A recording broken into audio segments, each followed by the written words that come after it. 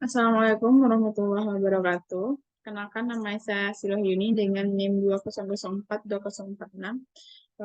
Baiklah, di sini saya akan mempresentasikan tugas mata kuliah saya yaitu tentang perencanaan pembangunan. Materi yang akan saya sampaikan yaitu sesuai dengan LPS mata kuliah, yaitu yang membahas tentang dimensi kunci perencanaan pembangunan dan lembaga pembangunan di Indonesia. Yang pertama yaitu dimensi ekonomi.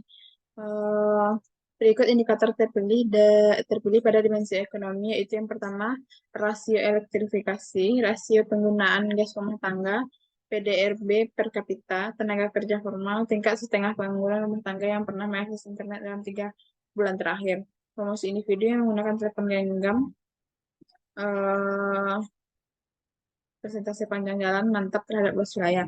Indikator ekonomi di tingkat nasional yang menunjukkan perkembangan dari tahun ke tahun baik dari angka PDRB maupun indikator terkait energi dan infrastruktur. Namun, demikian disparitas dan ketimpangan pembangunan antara wilayah masih menjadi pekerjaan rumah yang harus diselesaikan oleh pemerintah.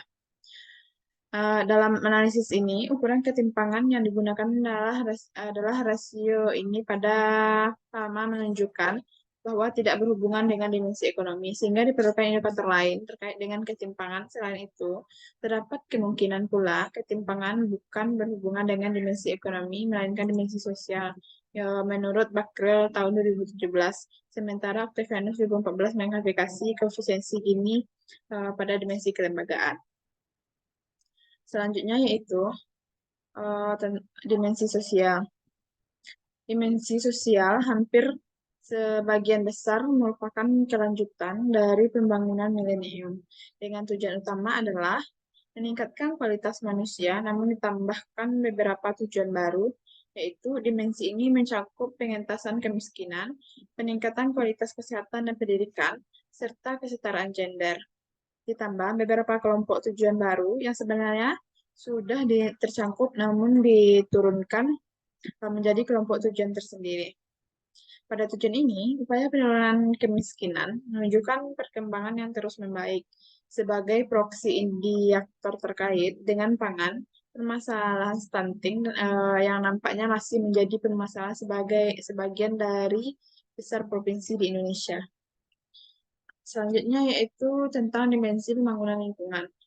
Nah, dimensi ini penting, yang paling penting yaitu perlu diperhatikan adalah permasalahan lingkungannya. Pembangunan yang sudah dilaksanakan selama ini masih kurang memperhatikan dampaknya terhadap lingkungan. Dimensi lingkungan hidup sangat penting dan merupakan landasan dari pembangunan berkelanjutan, di mana lingkungan hidup alam dari sisinya merupakan pembatas sehingga seluruh tujuan dalam pembangunan sosial dan ekonomi tidak boleh mengganggu kelestarian fungsi lingkungan hidup untuk menopang kehidupan saat ini dan masa depan.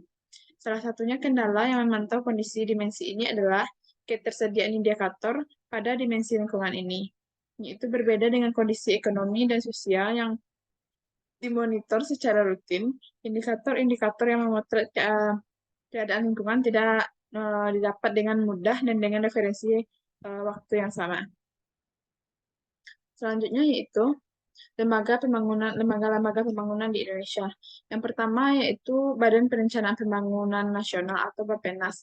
Bappenas adalah lembaga pemerintahan yang memiliki tugas pokok dalam menyusun dan menetapkan kebijakan serta program nasional di bidang pembangunan. Mereka juga memonitor dan mengevaluasi pelaksanaan program dan kegiatan pembangunan. Yang kedua itu Kementerian Perencanaan Pembangunan Nasional atau Badan Perencanaan Pembangunan Nasional atau Kemen PPN atau Bappenas. Kemen PPN atau Bappenas adalah kementerian yang memiliki fokus utama pada perencanaan, pengelolaan, dan evaluasi kebijakan pembangunan nasional. Yang ketiga yaitu Dinas Perencanaan Pembangunan Daerah atau Dinas PPD. Daerah di Indonesia memiliki Dinas PPD yang bertanggung jawab atas perencanaan, pelaksanaan, dan pengawasan kegiatan pembangunan di tingkat daerah. Baiklah, sekian presentasi dari saya. Terlebih dan terkurang, saya akhiri dengan Assalamualaikum warahmatullahi wabarakatuh.